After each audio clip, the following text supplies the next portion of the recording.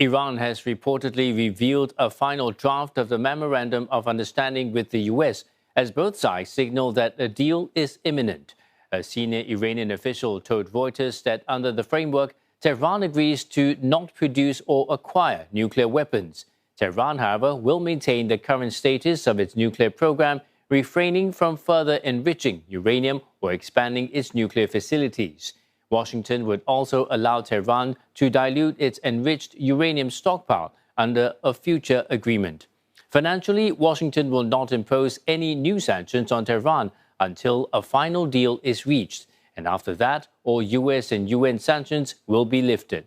The U.S. will also temporarily waive oil sanctions and allow Iran to sell its oil. U.S. President Donald Trump earlier said an agreement to end the war will be signed today, adding that it will lead to the immediate reopening of the Strait of Hormuz. Tehran, however, has cast a doubt that the deal would be inked today.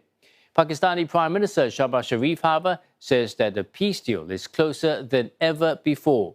But fighting continues between Israel and Hezbollah in Lebanon that could complicate efforts for a deal.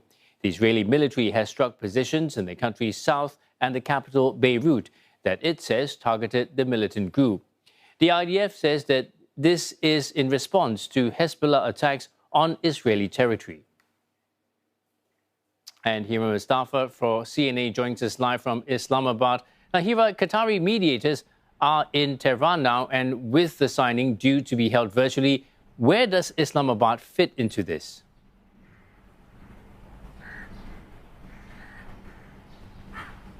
Well, absolutely, that's right. The Qatari mediators are in Tehran right now, but Pakistani mediators are also in close contact with the Qatari officials in Tehran to close a peace deal between the warring parties, Iran and the U.S. The mediators are working closely to achieve some sort of framework to help bridge the gap between the warring parties, especially with regards to Iran's nuclear program, as well as the lifting of sanctions on Iran and unfreezing of the Iranian assets, as well as the reopening of the Strait of Hormuz, which is a critical waterway through which majority of the trade happens worldwide.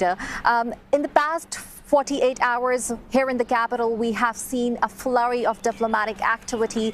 The country's foreign minister, Ishaq Dar, has held a number of telephonic conversations with the Egyptian leadership, as well as the Saudi Arabia, Qatar, Kuwait, and other regional players, briefing them all about the ongoing peace negotiations and what Islamabad is trying to do in terms of bridging the gap between the warring parties. Islamabad's role is very crucial in these peace talks, as in the past few weeks we have seen the country's army chief Asim Munir, as well as the interior minister, undertook multiple trips to Tehran, relaying important messages from Washington to the Iranian leadership in order to ease the tensions between the warring parties. So the Pakistani leadership is working in close contact with all the leadership, especially with regards to Iran's and Washington's peace deal. And in this peace deal, the country's chief of defense forces, Asim Munir's role is very pivotal, as he is someone who's been, not only trusted by the Americans, but as well as the Iranian leadership. And we have seen on multiple occasions that the U.S. President Donald Trump has praised him, often calling him his favorite field marshal. Hira, Pakistan has been a key player in talks to this point. If it gets signed, what role does Islamabad play moving forward?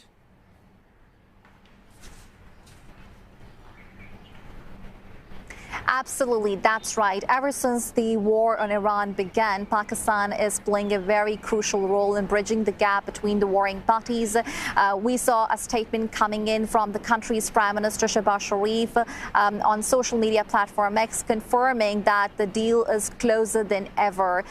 This signals that Pakistan is confident, and this also tells that majority of the ground between the warring parties has already been covered. And if that happens, that means Islamabad Islamabad's role in these ongoing negotiations will become more important than ever. Islamabad would be leveraging its ties with both the warring parties, Iran and the US, and will try to,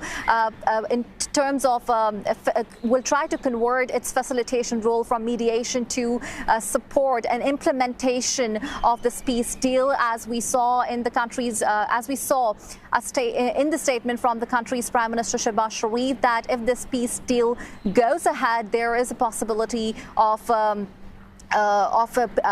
there's a possibility of technical level talks, and this signals that Islamabad could be the venue. Many thanks for that update, Hira. Hira Mustafa for CNA in Islamabad.